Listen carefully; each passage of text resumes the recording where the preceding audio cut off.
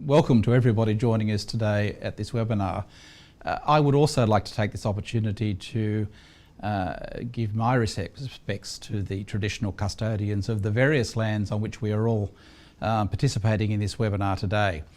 The local government elections 2021 are one of the biggest events to be held in New South Wales this year. It involves more than 5 million electors, more than 200 pre-poll venues, over 2,000 polling places, and the engagement of an additional 20,000 people from the communities, your communities, to assist us in delivering these elections. As I said, this is likely to be the largest event to be held in 2021 in New South Wales. And in the current circumstances in which we all live, it's also an election which we are determined to hold in a COVID-safe manner. The purpose of these candidate webinars is to help political parties, candidates and scrutineers to participate more fully in this important event. We will give an overview during the webinars of the process and procedures for nominating and campaigning, and compliance obligations surrounding election funding. But having said that, I must stress that these webinars are provided to give guidance and awareness only. Each of you have your own individual circumstances, and we are not giving legal advice in relation to those circumstances. If you have a matter where you believe it raises in matters of interpretation of the legislation and your own legal circumstances, please obtain your own independent legal advice. Our aim is to deliver these elections with transparency, fairness, and in the current climate, a safe, healthy environment for you and the people of New South Wales to exercise their democratic rights. So again, welcome, and I'll now pass you back for the rest of the webinar. Thank you.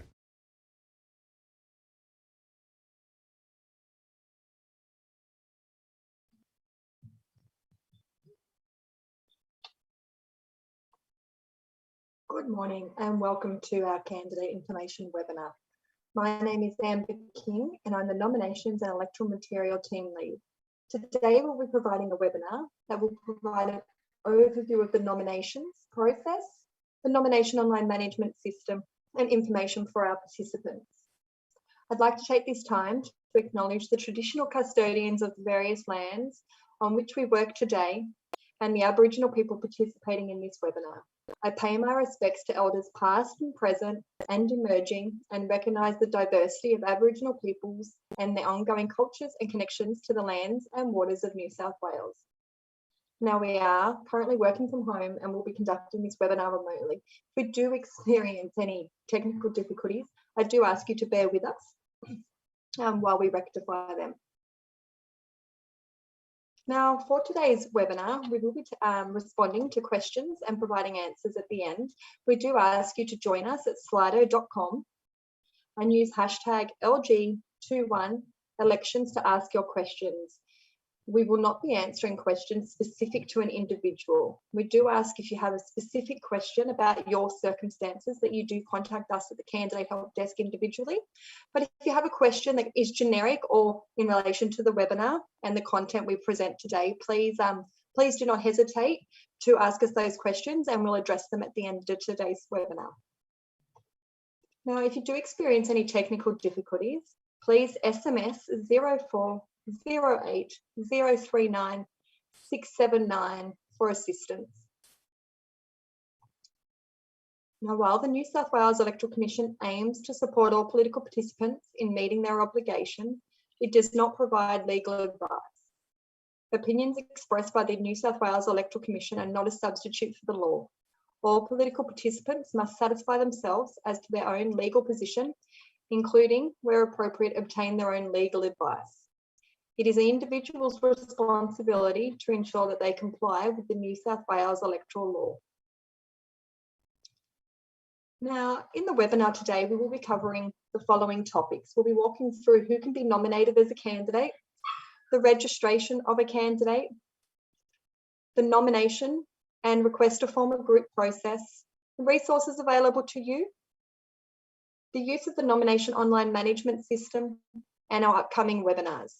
Each of our webinars will be recorded and will be published on the New South Wales Electoral Commission website. The New South Wales Electoral Commission has also produced a candidate handbook on the local government elections 2021, and that will provide you greater detail on each topic, and that's now available on our website for you.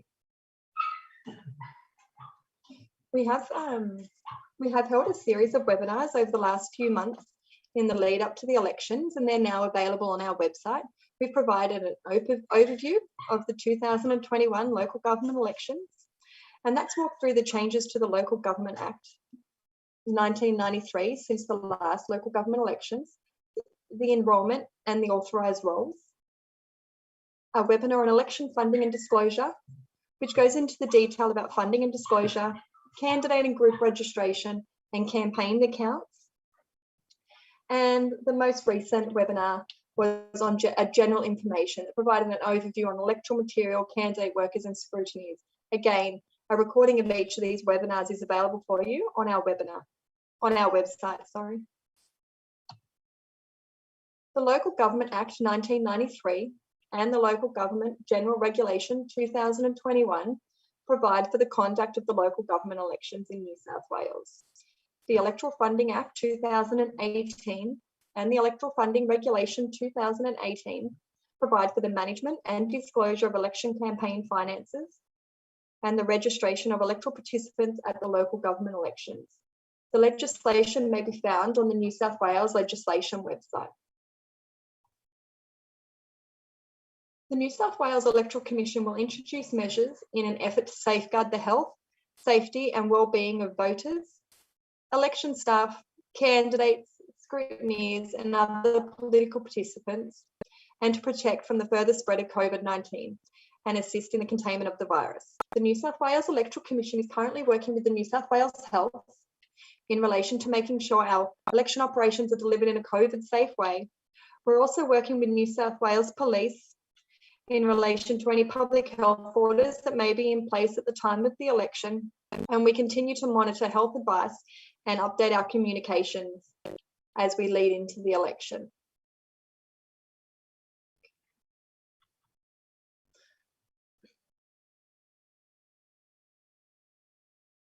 Now, I'd now like to briefly talk about candidate registration. Candidates and groups must be registered for electoral funding purposes before they can accept any political donations or pay for any electoral expenditure. Being registered for electoral funding purposes does not mean you as a candidate or group will be included on the ballot paper for the election. It's important to note a candidate or group must also complete the nomination process to be included on the ballot paper. A candidate or group that has not registered for an election are taken to be registered following the close of nominations.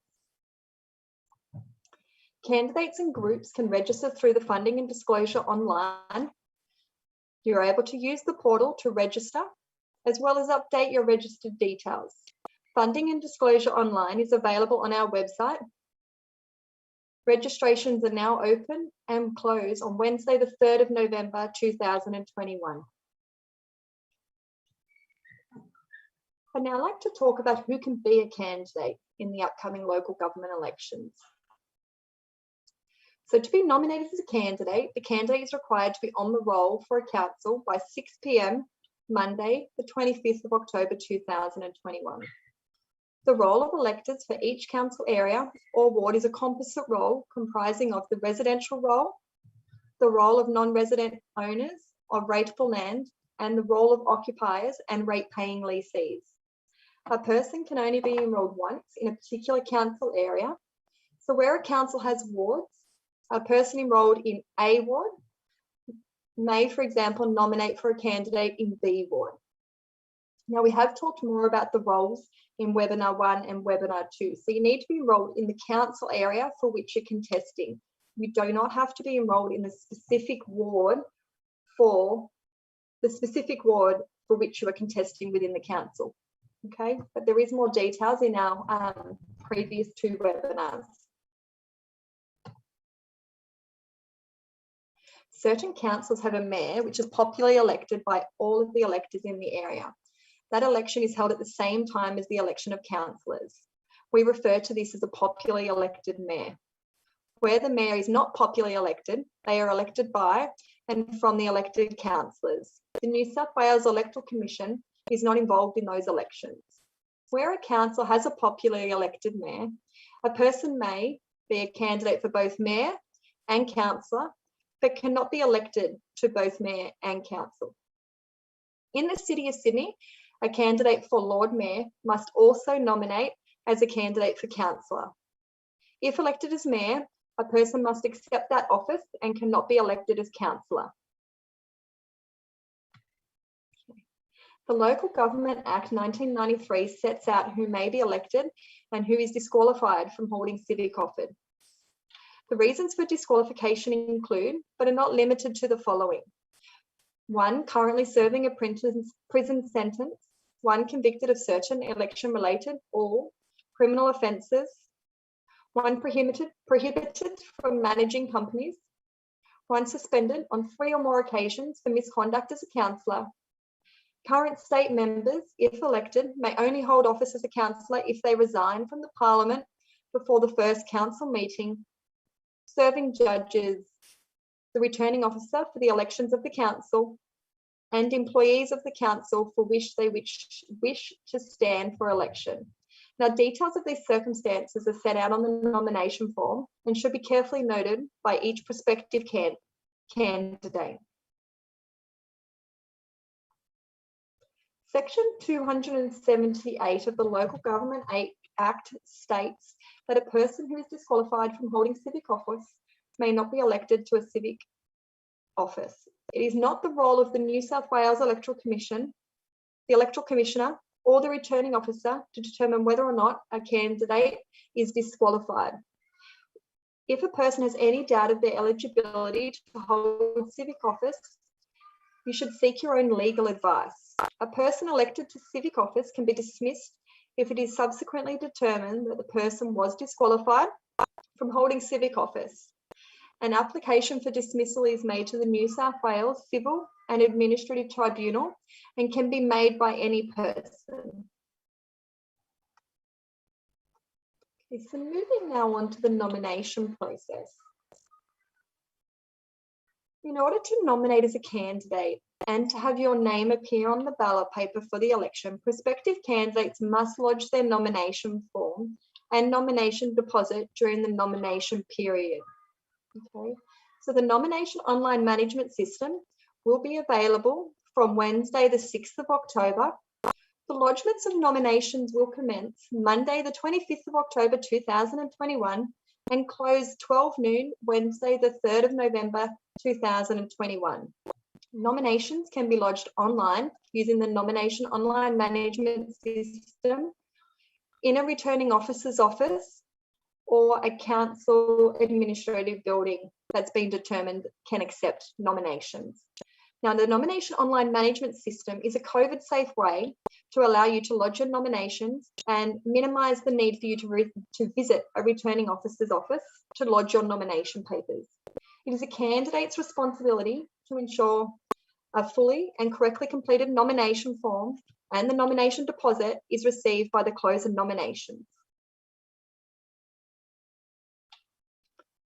In order to nominate a candidate, a registered political party must have been registered with the New South Wales Electoral Commission for at least 12 months prior to the close of roll, i.e. 12 months prior to 6 p.m, Monday, the 25th of October 2021. Candidates nominated by a registered political party must be nominated by the party's registered officer or deputy registered officer. Where a candidate is nominated by electors, a person nominated by electors for mayor or councillor is required to have 2 electors enrolled in the area for which they're contesting. So if you're being nominated by 2 electors for mayor or for a council that is undivided, you need to have 2 electors in your area, in your council, sign your nomination form. If you are nominating for a councillor position in a divided council, so you're going to nominate for a specific ward, you need to ensure your nominators are from the ward for which you are contesting, okay? So it is different to that of you being a candidate. So your nominators must be enrolled in the area for which you are contesting. The nomination online management system will allow you to verify your nominators are enrolled in the area for which you are contesting, and will do those checks for you prior to you lodging those nomination forms with us. Okay.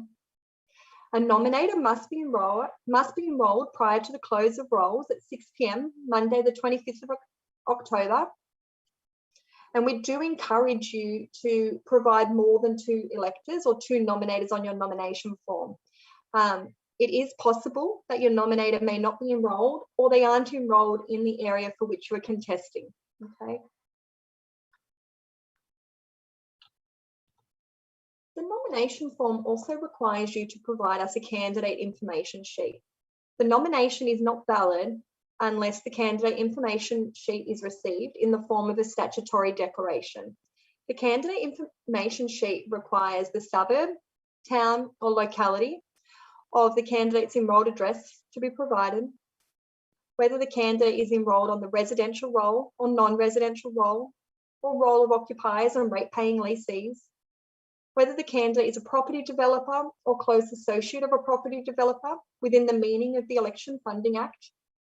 And the CIS provides space where you're able to provide additional information, and that includes your date of birth, your occupation, your qualification, or statements of your policy or beliefs, and any other relevant information you'd like to include. Now, it's important to note the candidate information sheet will be displayed on our website, for people to review. Okay. The nomination form also includes a statistical information sheet. The nomination, again, is not considered valid unless we receive your statistical information sheet. The statistical information sheet provides or requests generic information and asks you to advise your gender, your occupation, your age, if you have been elected as a councillor previously or mayor. The statistical information data that has been received is forwarded to the Office of Local Government following the conduct of the New South Wales local government elections. The nomination deposit for a candidate is $125. Where a candidate's request to form a group, the nomination deposit is capped at $625 for the group where the nominations and the request to form a group form is received at the same point in time. A nomination will be rejected if the nomination deposit has not been received by 12 noon nomination day.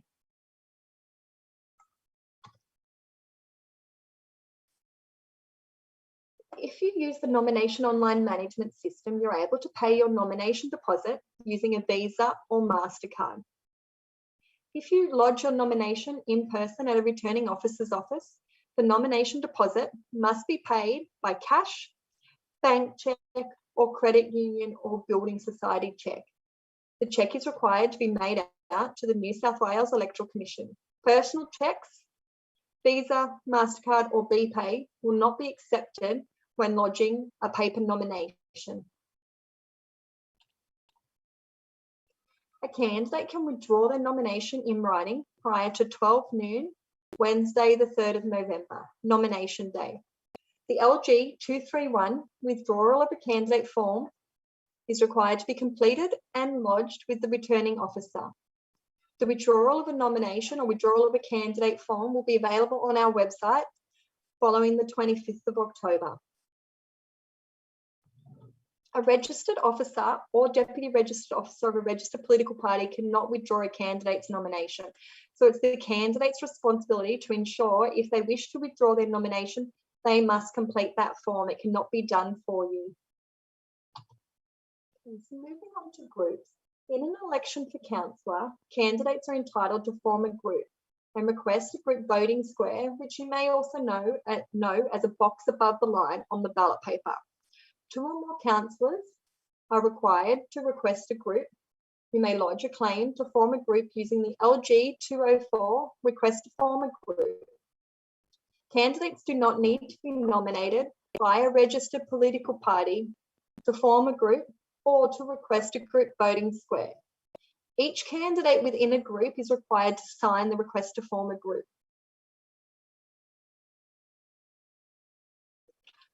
The request to form a group form will include the provision for you to request a group voting square, but only if, in the instance of an undivided council, so where there's no wards, the number of candidates in the group is at least half the number of candidates to be elected. So in the instance there is 9 councillors to be elected, the group must have at least 5 candidates to request or qualify to have a group voting square on the ballot paper.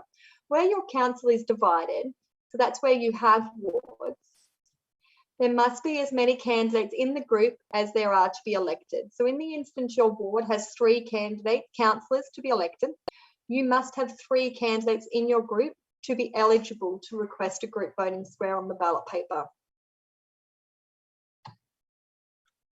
The purpose of a group voting square is to allow voters to vote for a group or groups as an alternative to showing preferences for each individual candidate below the line.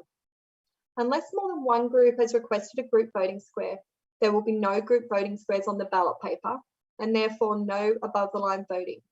In these cases, the candidates who have formed a group will still be shown on the ballot paper as a group, but you will not have the group voting square displayed above the line.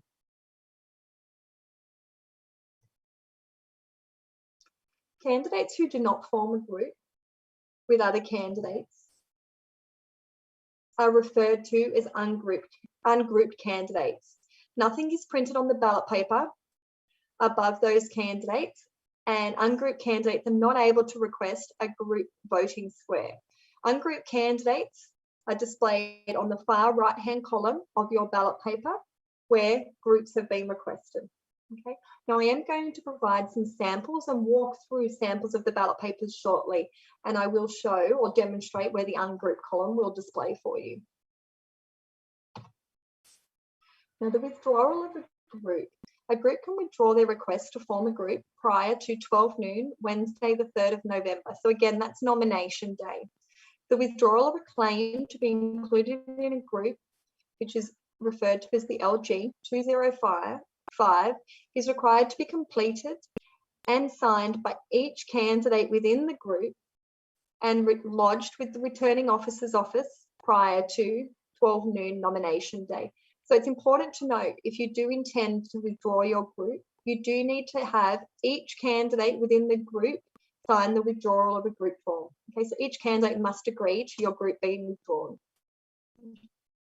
So the nomination forms, as an overview, is we have the LG 202, which is the nomination of a candidate by a registered political party, and LG 203, which is the nomination of a candidate by 2 electors, and LG 204, which is the request to form a group, and an LG 232.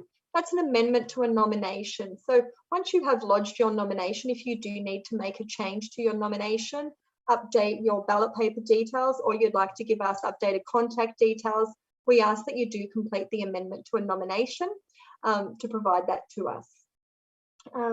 You are reminded the New South Wales Electoral Commission cannot accept any electronic signatures. So your nomination forms must be physically signed, okay?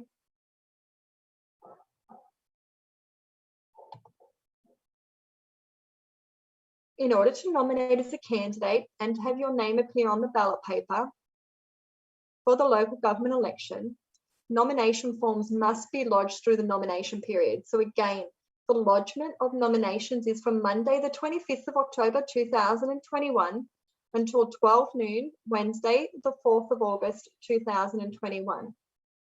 Late nominations will not be accepted. It is a candidate's responsibility to ensure your nomination form and or group form has been completed correctly and the nomination deposit has been received prior to 12 noon nomination day. The nomination online management system, which I will go through in further detail shortly, will be available online next week to allow candidates, their administrators and registered political parties time to log in and start preparing your nomination forms prior to the lodgement of nominations period commencing. Now, I'd just like to walk through the ballot papers, the ballot paper draw, and I'm going to use this opportunity to show you samples of those ballot papers as I mentioned earlier. So the ballot paper draw will be conducted from 10 a.m. Thursday, the 4th of November in the returning officer's office. The ballot paper draw is open to the media, candidates and the public and is subject to current public health orders and in line with our COVID-19 safety measures. Attendees will be asked to register their attendance via the QR code on arrival and comply with physical distancing requirements in line with the current public health guidance. Attendees will be asked to wear a mask whilst inside the returning officer's office. We have videos available on our website, the New South Wales Electoral Commission's website, that will provide you a demonstration on what the ballot paper draws process is like in the returning officer's office. There's two videos. There's one video that walks you through the process of mayor or councillor with no groups. And then there's another video that walks through the ballot paper draw that's conducted for councillor with groups. Now the councillor ballot paper draw with groups is a two-step process. The returning officer will conduct the ballot paper draw for the groups and then subsequently conduct the ballot paper draw for the ungrouped candidates. So they're available on our website and will provide you, a clear understanding of that ballot paper draw process if you would like to have a look at them. Now, some samples of the ballot papers.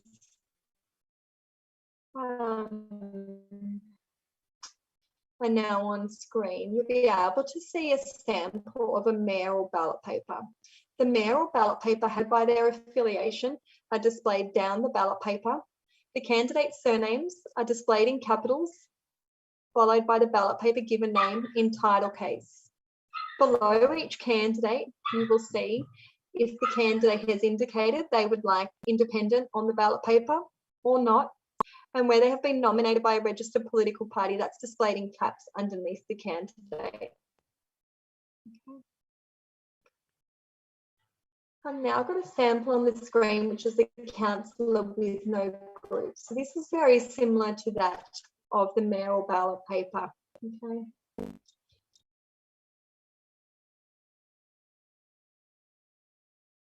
And then if we move on to a ballot paper sample where it's a councillor ballot paper with group voting square, the ballot paper is divided into two sections, above the line and below the line.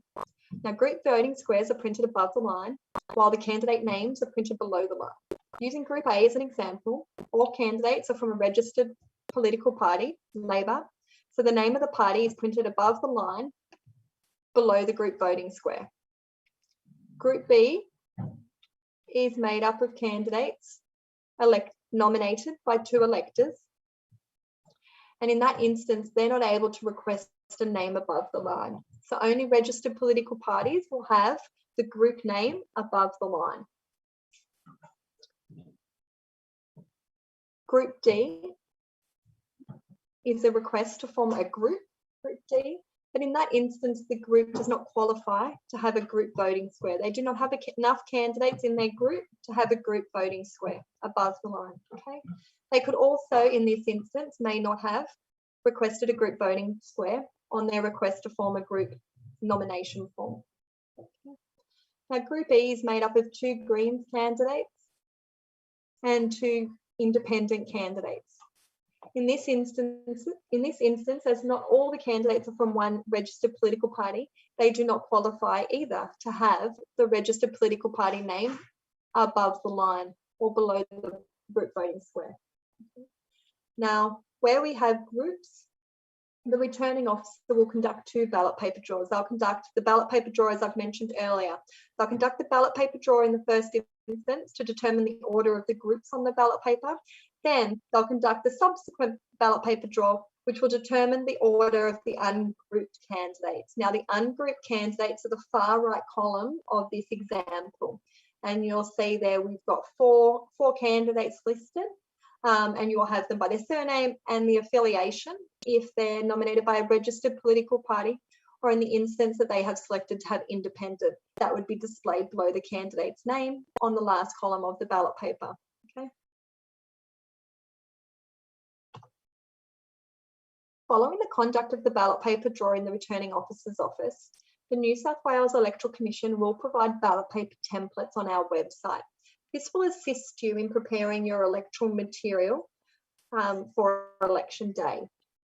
So once we have completed the ballot paper draw and proofed the ballot papers, we'll provide samples on our website for you, and you'll be able to use them or crop them accordingly for the purposes of your registered electoral material.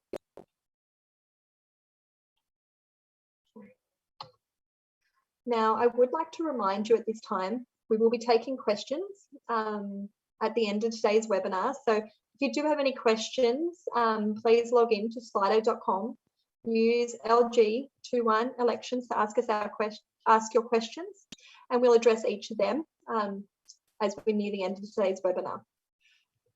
Okay, I'd now like to use the opportunity to walk through the nomination online management system. Now, the nomination online management system, as I've mentioned, will be available on our website next week, and it'll be available from the election banner. Now, in this instance, you'll see that the banner and the forms that we're showing you are samples as if we were conducting the election.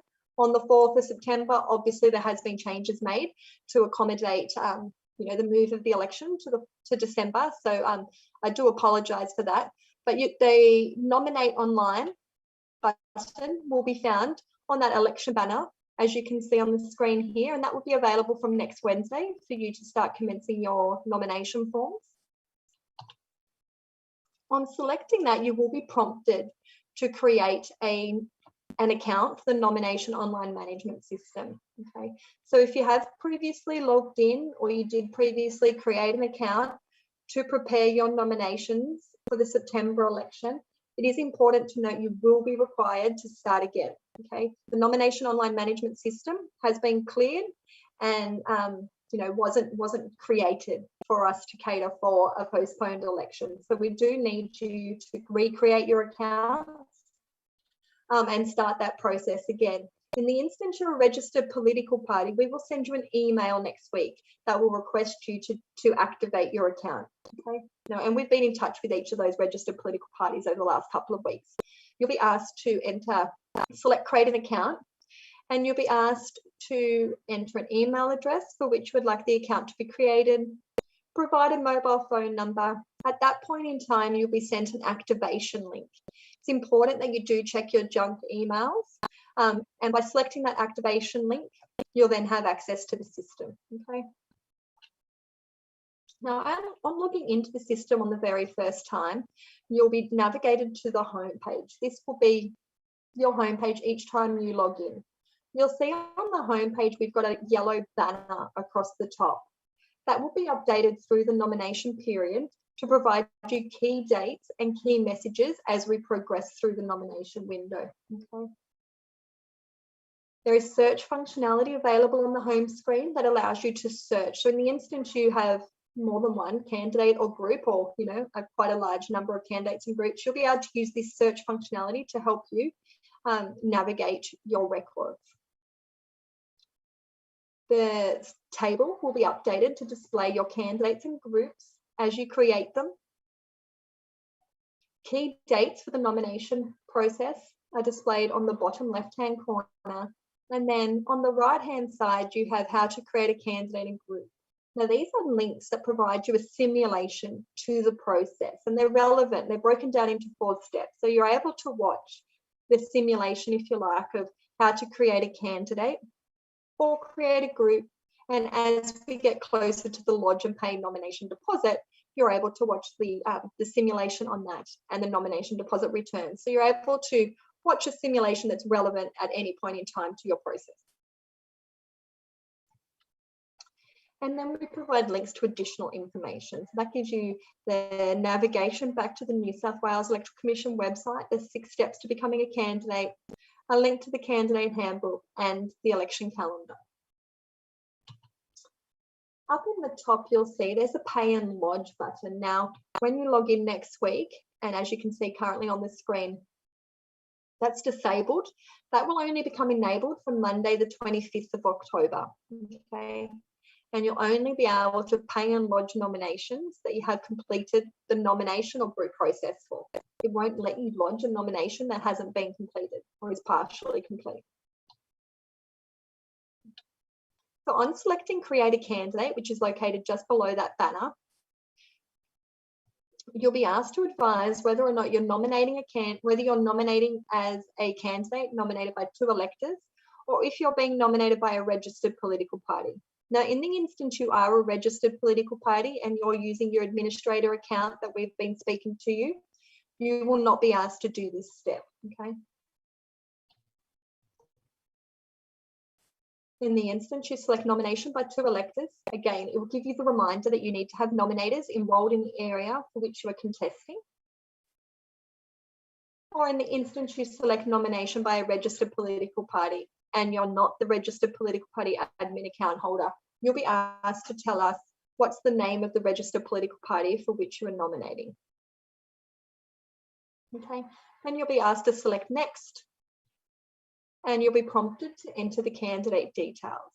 Now, it's important to note at this point in time, you need to ensure the candidate details are as that of the candidate's enrolled details. So you need to enter the surname, given name, and date of birth of the candidate as they're enrolled on the electoral roll.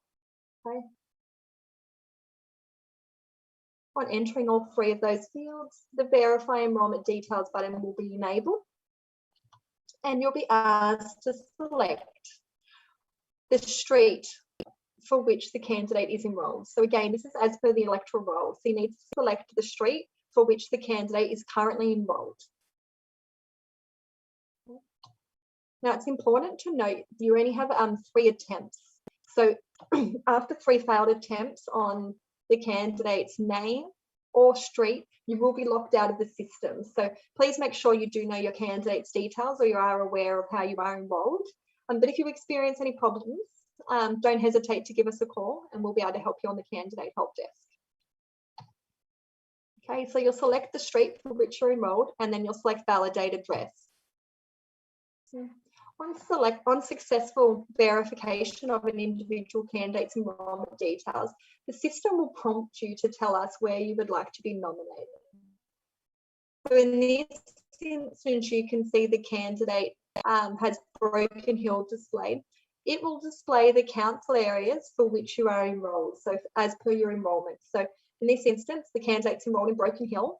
By selecting the Broken Hill radio button, you're asked to tell us, would you like to nominate for mayor or as a councillor for Broken Hill? Okay. In the instance you want to nominate for another area and you've recently moved, or you'll be nominating using the non-residential role, you're able to select nominate for a council other than that listed above, and the system will walk you through the process. I'm not going to walk through that today because there's only a very small number of people that will go down that avenue. But again, if you do need to go that way, please don't hesitate to contact us and the team will help you work your way through your nomination. Okay.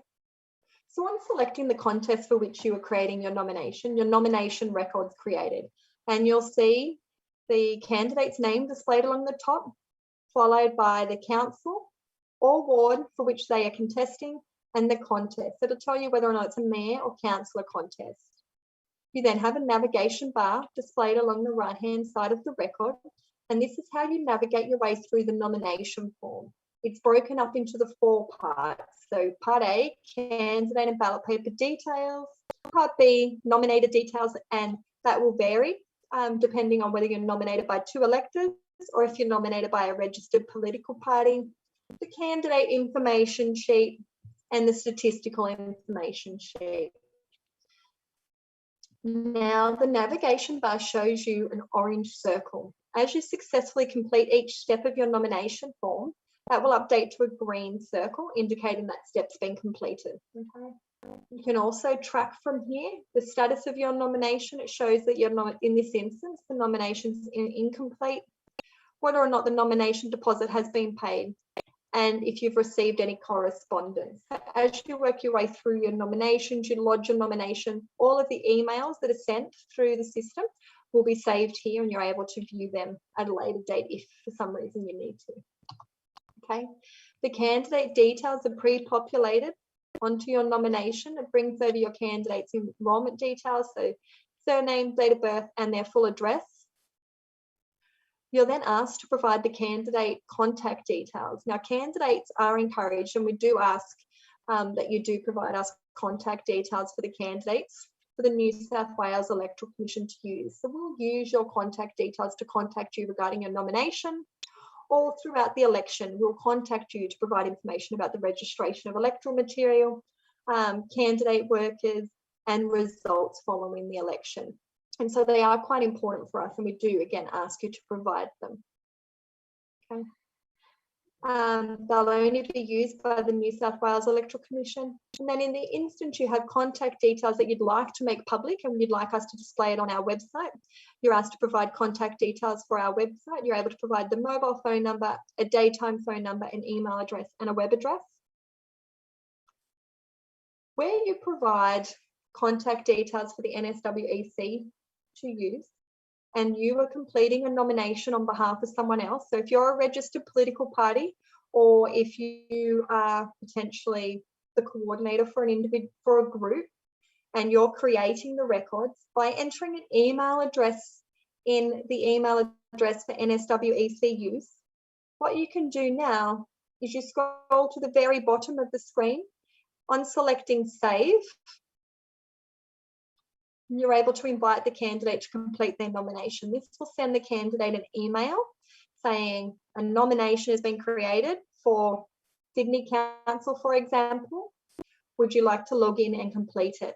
At that point in time, you will still have visibility of the nomination. You can track its progress. It'll be available from both your home screen. You can click through and you can monitor the navigation bar to see how they're progressing with each step of the nomination form. But you're putting the onus and allowing the candidate to actually enter their own details, complete their contact details, complete how they'd like their name appearing on the ballot paper potentially.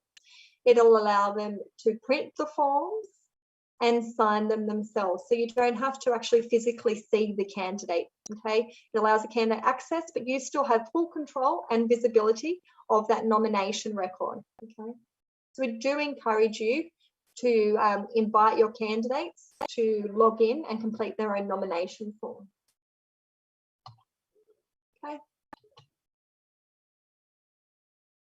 And if you were to continue scrolling down, so if you weren't sending the invitation, after the contact details, you'll find that the ballot paper details are pre-populated. The candidate's surname as enrolled is pre-populated in caps as a requirement on the ballot paper.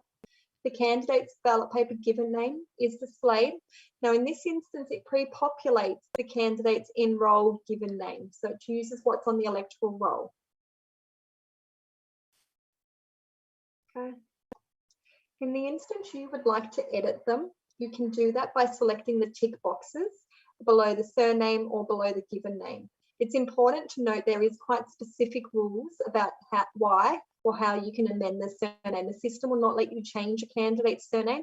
It will only let you change the capitalisation. Okay. You are able to change the ballot paper given name, but it's important to note that it does need to be a name, one name the candidate is commonly known by, or an initial. And we will contact you where it's not clear, or it's not that of the candidates being enrolled as their enrolment details. We'll contact you through the processing of nominations to confirm the candidate's ballot paper given name. Okay, so where you deviate from that of the enrolled candidate's name. And then where the candidate has selected that they're being nominated by a registered political party, it will display the registered political party's name that will be for which they are being nominated. And we've been in contact with each of the registered political parties and have asked them whether they would like the registered full name or abbreviated name to be displayed on the ballot paper. So that will be pre-populated on your nomination form in line with the advice from each registered political party. Okay. In the instance you're being nominated by 2 electors, you'll be asked to tell us whether you request or do not request the word independent to be included on the ballot paper. Each candidate will be asked to complete the candidate consent. They're able to view the notice to each candidate. And on selecting save, if you have not provided contact details for the NSW EC use, the system again will prompt you to give us those. And again, we do encourage you to provide us contact details for our use. Once all the mandatory fields have been completed and you've selected save, the print button will be enabled. So the print button will not be enabled until you have completed each of the mandatory fields on the nomination form. The nomination form, is then pre-populated and the candidate is required to sign the nomination form. Again, in this demonstration, and I do apologise, these are the nomination forms in the instance the election was held in September prior to the postponement, okay? So when you generate them, you will have the updated nomination forms in line with the December election. You're required to upload the nomination form that's been physically signed. You'll be asked to select the file and upload the file. The system will then show you the file name and the date it was uploaded. Now, in the instance something changes or you need to upload a new file, you're able to do that by selecting upload. Just note it does override the file that's there, okay? And if I'm going to navigate down to the nominated details, so using that navigation bar, which when you're on your computer, you'll be able to see the entire time you use the nomination online management system. If I'm being nominated by a registered political party, I can have a look as an individual candidate, navigate to the nominated details and select the registered officer, deputy registered officer that will be nominating me. Or in the instance, the registered political party can view each nomination by a registered political party and they can navigate to this screen for each candidate, select whether it's the registered officer or deputy registered officer nominating their candidates. Again, select save. On selecting save, they'll be prompted to print the nomination form, sign it and upload it. Okay. Where you're being nominated by 2 electors, it is a slightly different process. You're actually prompted to print the nominator form in the first instance. Now, the reason that is because you require the physical signatures of your nominators. So you'll print the form, you'll be able to go away to your nominators, ask them to provide you their surname, date of birth and address as enrolled, have them sign the nominated details, and then on coming back, you'll select enter nominated details on the screen. You'll be taken through the roll lookup. So you'll be asked to enter their surname, given name and date of birth as enrolled. And on entering those details, select verify enrollment details. You'll be asked to select the street for which your nominator is enrolled. Again, it is important to note it does need to be their nominator's enrollment details. Okay, the number of attempts are restricted. It will do the check for you at this point to make sure your nominators are enrolled in the contest for which you're contesting. So in the instance you're nominating for mayor, they'll check that they're in that council area for which you're nominating, or in the instance you're nominating councillor for a ward, they'll check, the system will check they live within the ward for which you are nominating, okay? Again, we do encourage you to provide us more than two electors for the nominators process. Okay, so you'll select the street, you'll validate the address, and it will advise you if that's been successfully saved. And you'll see the nominators table has been updated to show you these individuals' nominator records as they're entered. So you do have visibility of that in the system. And then you repeat that process until you've entered each of your individual nominators on your nominator form. You're required to select the file and upload the file as part of the nomination process. And again, you can view the file that's been saved in the system. moving on to the next part of the nomination form, you can candidate's full name and the candidate's locality as they are enrolled. You're able to amend those details if you wish by selecting edit on either of those fields and amending them. Sorry, I've got a new puppy, sorry. Okay, bear with me. And then the candidate information sheet asks you to indicate whether or not you as a candidate are a member of a registered political party. Now, it's important to note this isn't asking you whether or not you were being nominated by a registered political party. It's asking you whether or not you are a member of a registered political party. You're also requested to indicate whether or not your enrolment qualifications, and if you're a property developer or not a property developer. It's just showing that on selecting your registered political party that you're able to select from a drop-down list the registered political parties, providing us that enrolment qualification as I touched on, and the property developer. Okay. Then there's section 2. Now this isn't mandatory, so it's up to you if you provide us further information, and you're able to complete that and then select save. On selecting save, again, it will pre-populate the candidate information sheet. It will only let you print after each of those mandatory fields on the candidate information sheet have been completed. And you'll be prompted to print that and then have it signed. Now, it's not just the candidate. The candidate information sheet is in the form of a statutory declaration. So please be mindful that does need to be completed. One of the common mistakes on lodging a nomination form is that the candidate information sheet, statutory declaration, is not completed correctly. So please ensure prior to lodging that you have checked that section and that it has been being completed correctly by yourself as the candidate and the person who's your authorised witness. Now, the candidate information sheet prior to the statutory declaration is displayed on the New South Wales Electoral Commission's website.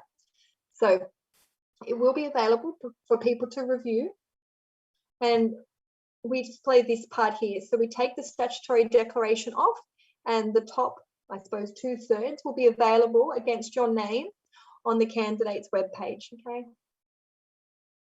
The candidate information sheet can only be in the form of an A4 piece of paper, so please do not attach any, additional information. Any information you would like to be included or displayed on our website does need to be within that space on the candidate information sheet. And again, you'll be prompted to upload that. You'll be able to select the files, and you'll see the file in your records. And again, you can override that or upload a new file. If for some statistical information sheet, which is the final stage, populates the candidate's enrolment details, you'll be provided with a number of non-mandatory questions you'll be requested to complete. On selecting save, you'll be asked to print it and subsequently upload it. It is important, or to note, it is a mandatory part of the nomination form. However, and it needs to be physically signed by the candidate, but each question within that form is actually not mandatory, but I do need the statistical sheet to be returned by each of you, okay? And you'll see by returning to the home page, we can see that candidate record here, and you can see a green tick indicating I have completed, all my information's been completed, and I'm now moved into ready to lodge. So come the 25th of October, I could lodge this nomination, and there's nothing further for me to do.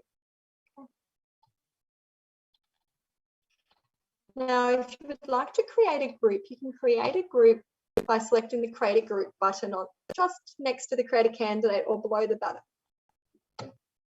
It will ask you if your group is by nomination by 2 electors, a nomination by a registered political party, or if you'll be forming a composite group.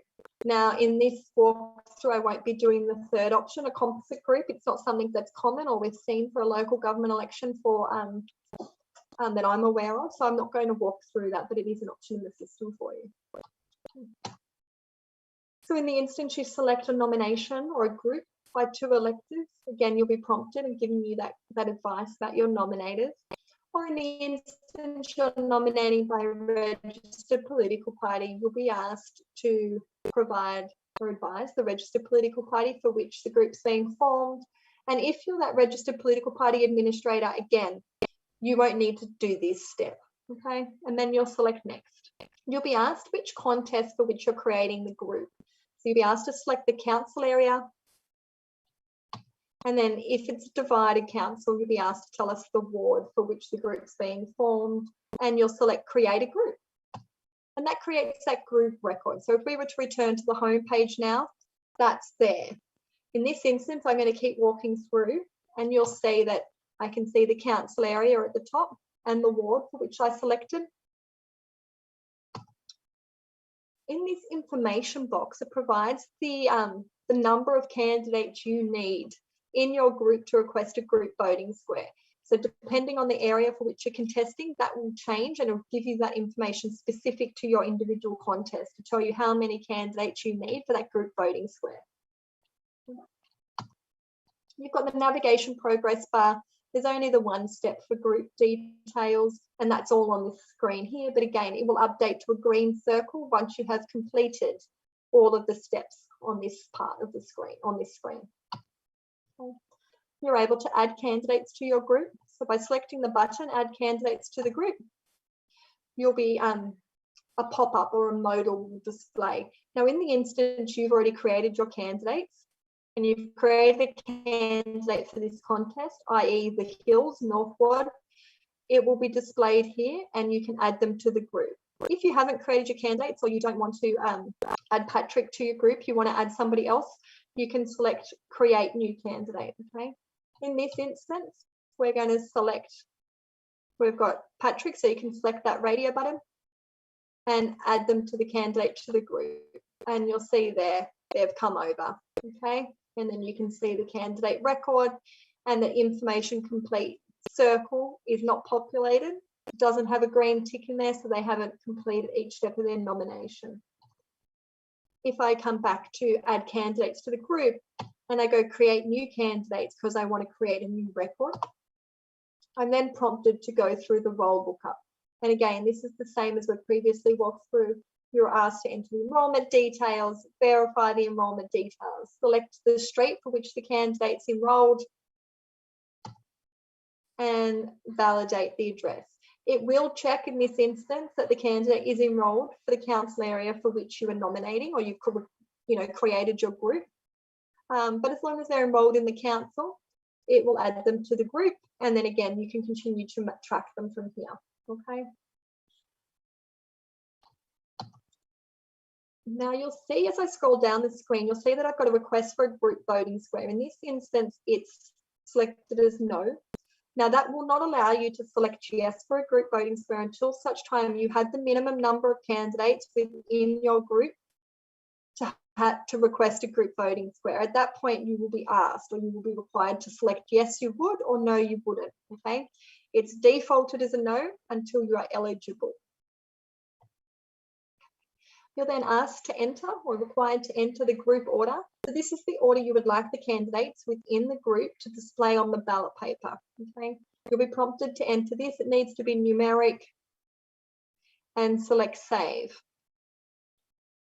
Okay, you'll scroll down, you'll select print, and the group form will be pre-populated for you. It'll pre-populate the area or the council for which the group is contesting, whether or not the group has requested a group voting square, and then the candidate details in the order that you've selected, you would like them to be displayed on the ballot paper.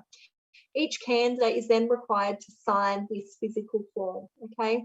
Now, you don't need every single candidate to sign the same piece of paper, but in the instance you have, a number of candidates within your group, if you were to have a group of 6, if you were to have 1 or 2 sign one page and someone else signs the next, that's perfectly fine, as long as they're signing adjacent to their name, okay? We need to make sure each candidate is agreeing to the order for which they're going to display on the ballot paper. And when you upload the form, I need to have each page. So I need to make sure that I have the equivalent of each signature for each candidate within the nomination online management system, all that lodged, okay? And again, you can upload that here. Alrighty, and it shows you the file that's been saved. Alrighty, and the group has come onto the home page. So you'll see here, this is an example. You can now see you've got 2 group records and 2 candidate records, and you can track that progress in the lead up to the lodgement window to make sure that you are in a position you can start lodging your nominations once lodgements and nominations commence, but it also allows you to see that your candidates are making progress. Okay. And the status updates there to ready to lodge. Right. So again, the lodgements of nominations will commence from the 25th of October and they close at 12 noon. You'll see on the screen now that the Pay and Lodge button has been enabled.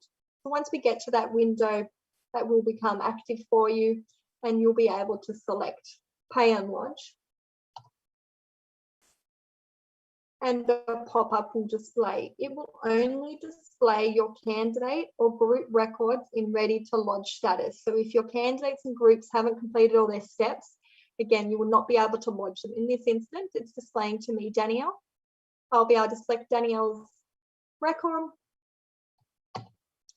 and select Pay, Nomination, Deposit and Lodge. And on that point, it prompts me to make that payment. So I'll provide the payment details, which will be Visa or MasterCard. It'll give me an overview of the nomination record again before confirmation, provide the surcharge amount for the credit card, and then those details that I touched on earlier, apologies. And we select Pay and Lodge. Okay. On successfully paying and lodging a nomination, you'll receive a notification. And you'll then be able to select whether or not you'd like to print the nomination deposit receipt or if you'd like to have it emailed to yourself, okay? In this instance, I'm just going to print it and it'll navigate you down to the nomination deposit return details. So again, the system will prompt you to have your nomination deposit returned to the credit card, the Visa, MasterCard used for payment.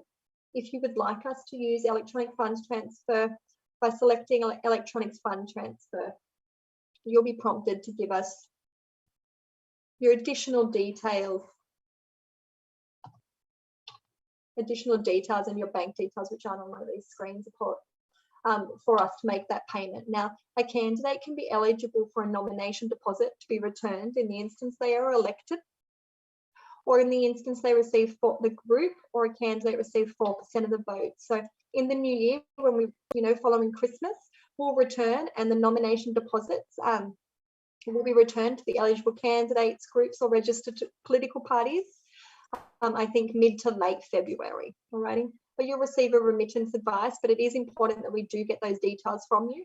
It makes it very hard to return money where you don't provide us how you would like that to be returned to you, alrighty? So again, we just go back to that summary table, which is the home page. It gives you a clear visibility on your nomination progress. You can now see the top record. It's in lodge status because I've lodged that. You will receive an email on lodgement, but you'll also be able to track it through the system. And once we've processed that nomination, it will move its way through reviewed and accepted status. Your nominations need to be in accepted status for your nomination or group to go onto the ballot paper. Alrighty.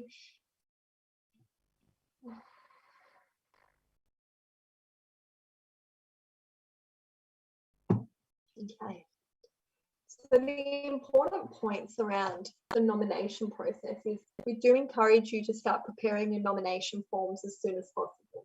So again, the nomination system will be available for you to start preparing your forms or group forms from next week. If you have previously prepared your nomination forms or group forms for September, prior to the election being postponed, they are not able to be used. You need to use the nomination forms for the 4th of December election. We encourage you to lodge your nomination form and nomination deposit as early as possible through the lodgement window. So from Monday, the 25th of October. Again, we encourage you to provide us your candidate contact details. They'll only be for us to use, but it does make it easier for us to contact you in the instance there is any deficiencies with your nomination or as we move through that election process, it keeps you informed.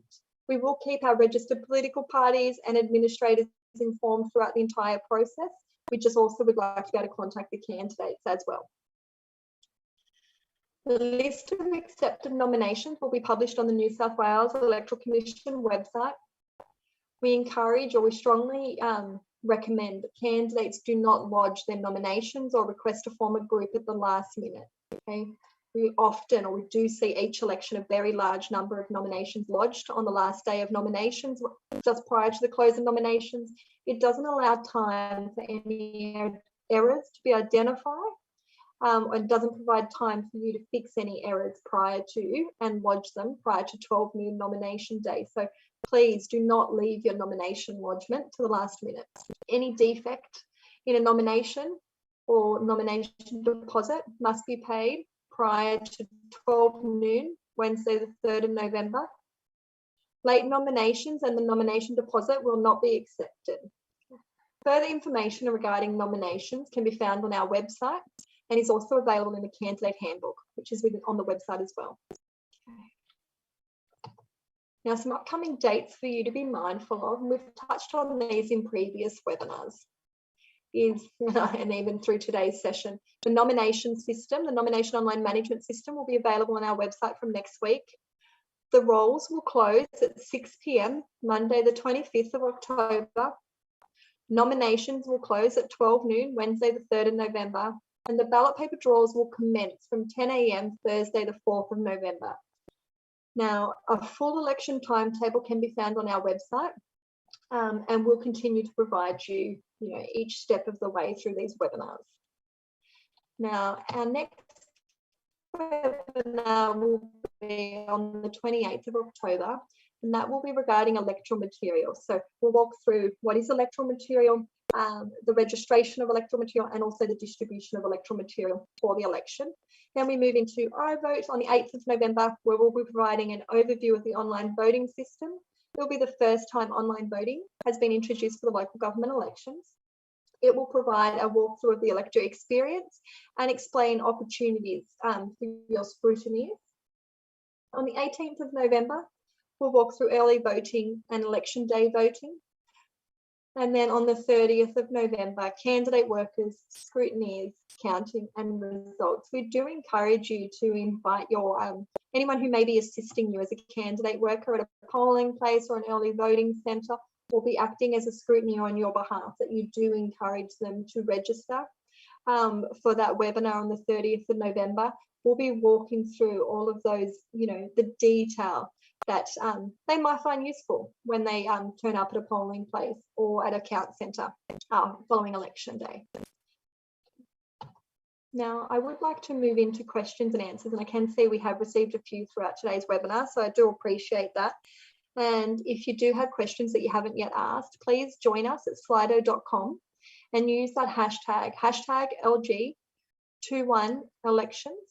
And I'd like to invite Greg Copson, Manager Counting and Results, to join us at this time. And Greg, I think you're there. Can I see you? Yeah, thank you, Amber. Hi, so we've got a few questions that have come through. One of the questions that have come through is, can amendments be done online?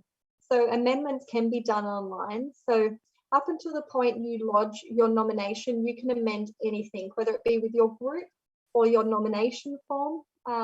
Each section of your nomination, you're able to log back in and make your amendments and change them up until the point of lodgement. Once you have lodged your nomination, you're able to log in and amend your contact details. If there is any problems with your nominations or any concerns, we'll contact you. And if we do need anything rectified at that point in time, you will be able to log back in online and make those corrections and re-lodge your nomination form online. Hopefully that answers that inquiry for you. But the system will be open. You'll be able to do whatever you need to do up until the point you lodge. And then only if there's a deficiency will you be able to make the amendments. But you can update your contact details till 12 noon nomination day. So Wednesday the 3rd of November, you can amend your contact details. Alrighty. So our next question is, if 3 candidates on a ticket, meaning 6 elected nominators. So if they're being nominated by 2 electors, need to nominate, or can be the same 2 elected nominator, or 2 electors can nominate the group. So I think what they're asking here, Greg, is in the instance that you're forming a group and you have 3 candidates within your group and you're being nominated by 2 electors, can you have the same electors nominate each of those candidates? Yeah, look, I've noticed there's a few questions about nominators, so it might be wise if we just run through that again. So basically the rule is, if you're being nominated by 2 electors, those 2 electors must be enrolled in the ward in which the candidate is standing, or if the council is undivided, then they just have to be enrolled in the council area. A nominator cannot nominate more people than the number to be elected. So that's the easy way to remember it. So if there's a mayor, a person who can nominate 1 person as mayor, they can't go and nominate a 2nd or a 3rd person. If there's 3 people to be elected in a ward of a council area, the nominator can nominate up to 3 people. They can't nominate 4 or more people. If there's 10 people to be elected in an undivided council area, a nominator can nominate up to 10 people, but they can't go nominating 11 or 12 people. So that's the easiest way to remember it. A nominator can nominate up to the number of people to be elected in a particular council area or ward. Just to clarify that, the question is also asking about a group form. So each candidate has to complete a nomination form where the nominator will sign the nomination form.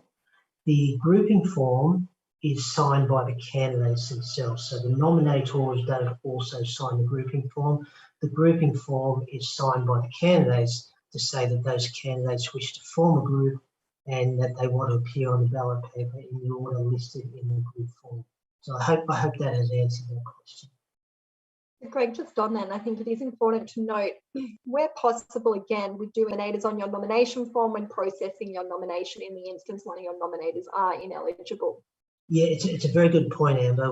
As you say, we've had situations in the past where we've rejected nominations because people lodged their nomination at the last minute and we find the nominator is either not enrolled at all or has nominated more than the required number of nominations. So as Amber points out, it's very important that you get more than 2 nominators to cover yourselves just in case a nominator has nominated more people than eligible, or perhaps they're not even enrolled properly. And the other important point is don't leave it to the last minute to lodge your nomination. If you lodge your nomination early and there's a defect in your nomination, it gives us the opportunity to go back to you and you have the opportunity to rectify it. If you lodge a nomination at the last minute and there's a problem with the nomination, if it's past 12 noon on nomination day, the nomination will be rejected. There is no opportunity nomination after the close of nominations. Yep, so the nomination online management system will, 1, do the check to confirm your nominators enrolled in the council area. And I didn't touch on it, but the system does give you a count. It does count how many unique nominators you have. So if your nominator has nominated somebody else, it doesn't include them in the sum on the screen. So it does give you a bit of foresight to let you know that your nominator has potentially nominated somebody else. Now, the nomination online management system will not give you coverage or capture everybody nominating in your area, because there is the option to lodge by paper. However, it does give you an oversight or a bit of an early view in the instance your nominators have nominated anyone else. Now, Greg, the next question is, I think, quite similar. In a group of 5 candidates, do I need 2 nominators who can be the same for each person? It's specific with, a nominator, yes, can nominate another person, but it's dependent on the number to be elected. So hopefully, I think Greg's touched on that and already has responded to it. But if you would like to walk through your specific circumstances for the contest for which you're contesting, please, again, you can contact us at the Candidate Help Desk and we can walk through each of those scenarios for you. Okay. Now, the next question, again, Greg, I think we're looking at nominators at this point in time, is can nominees of lead candidates also be from different wards? So yeah, and I was looking at this question before. I'm not too sure exactly what it's asking. So The person who's asked it may wish to clarify it. If we're talking about different wards of the council, then obviously the nominators must be from different wards. I'm not entirely sure what you're asking in this particular question though, so perhaps if you could clarify it, that would be good, please. But if you are talking, I think I read it, Greg, and again, I'm not sure either. But if we're talking about a group and you're forming a group with 4 candidates, the candidates have to be enrolled within the council area for which you're contesting. They don't all have to be enrolled in the same ward, but your nominators do. But again, I'm happy for you to contact us, or if you can provide us another question to clarify exactly that, and we'll work our way through them for you. Alrighty, so our next question is, just waiting for it to pop up, Greg. Yeah, sure. The next question, is it possible to have a how to vote on my website where people can scan my QR code to look on election day? So I guess 12, 18 months ago, none of us probably thought of QR codes, but look, there's nothing stopping you from doing that. You just need to be mindful that how to vote on your website is still required to have the name and address of the person who authorised it. So regardless of whether electoral material or how to vote material is in a paper form or electronic form, it still must meet the requirements of the legislation, and therefore it must have the name and address of the person who's authorised on it on a website.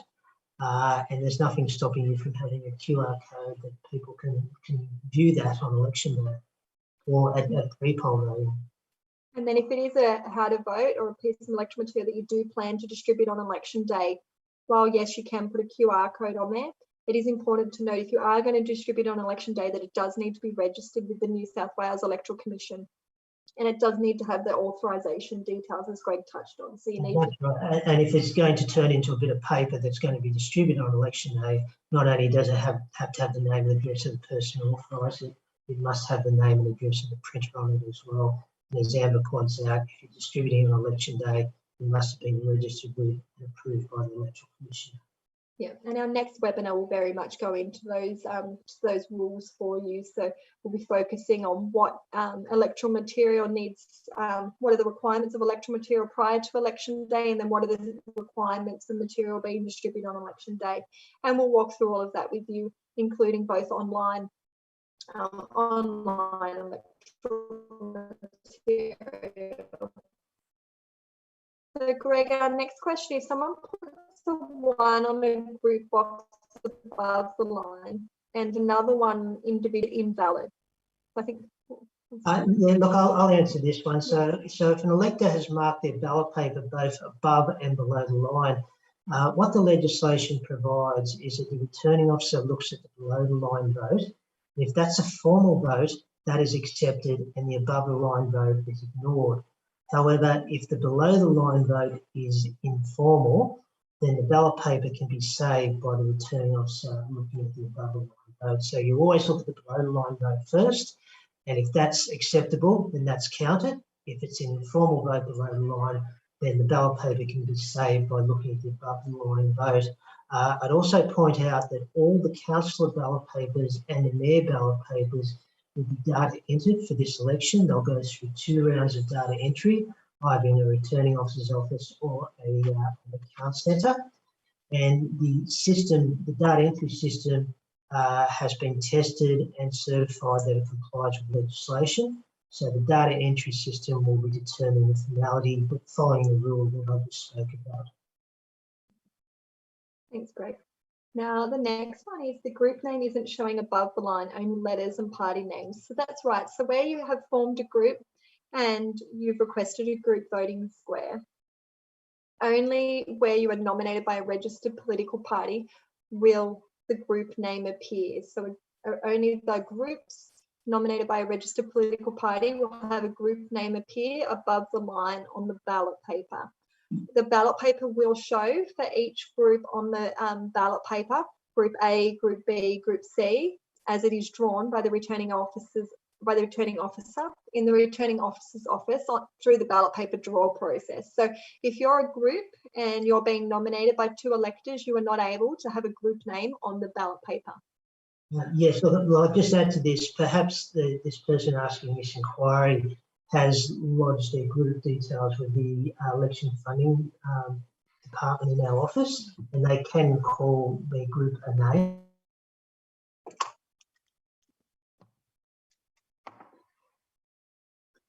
A name that goes on the ballot papers. Only registered political parties that have been registered with the Electoral Commission for 12 months. So if you're a group of independent candidates and you happen to get drawn out as a second group on the ballot paper, you'll be known as anything else, because only registered political parties can use the party name on the ballot paper. And that's a requirement of the legislation.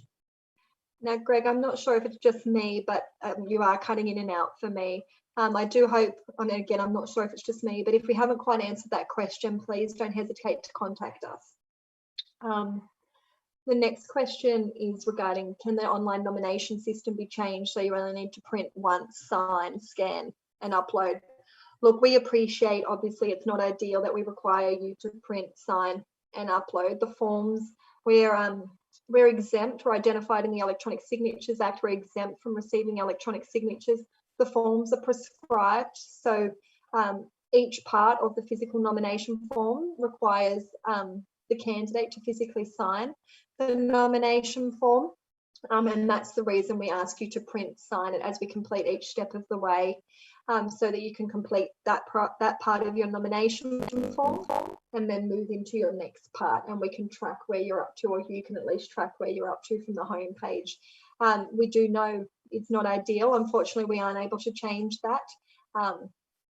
And it is something we will continue to work on as we move forward through future elections to allow, a bit more of a seamless process for you. And hopefully, changes in legislation will also allow or remove the mandatory requirement for you to physically sign your nomination forms.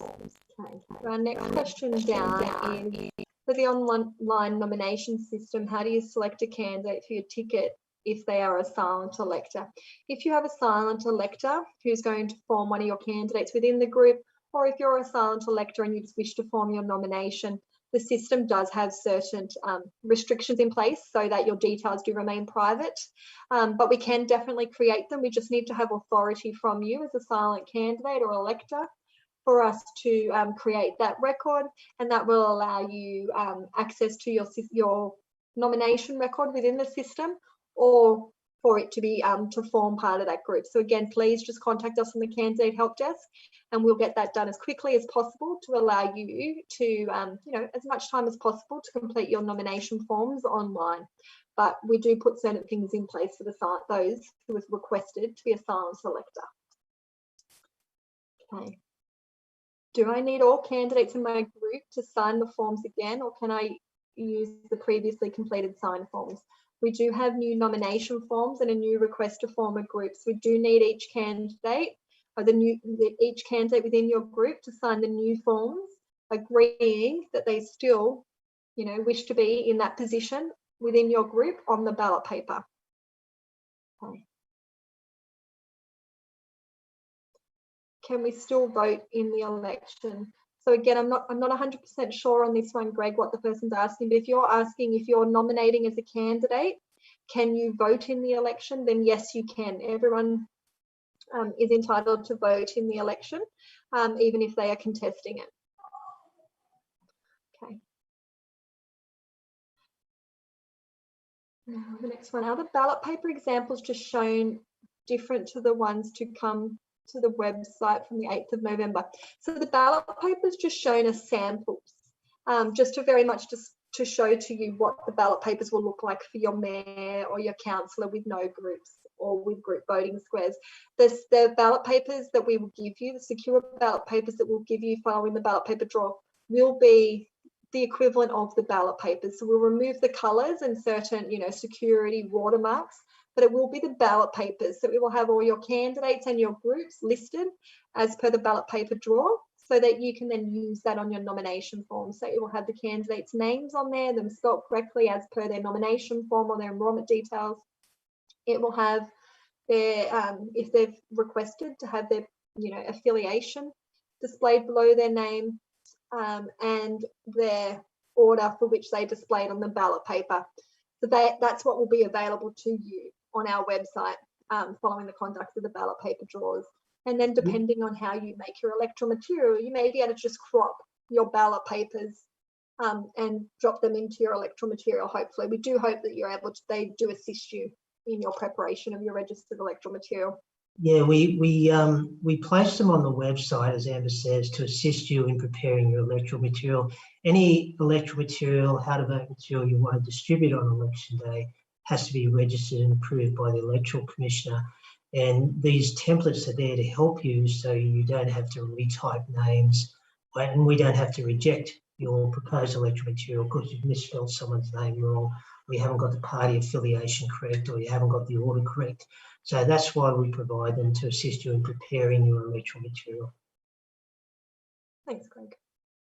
So for the authorisation, still in electoral material, Greg, for the authorisation, can the authorised person use a business address rather than a residential address?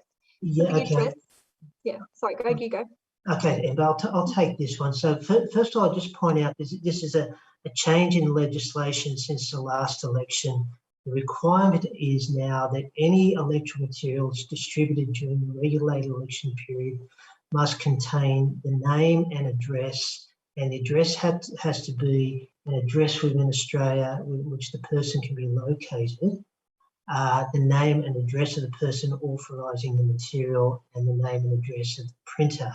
Now, it doesn't necessarily have to be a residential address.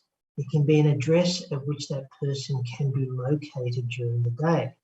So that could potentially be a business address, or it could be a campaign office. So it doesn't necessarily have to be a residential address, but it must be a street address.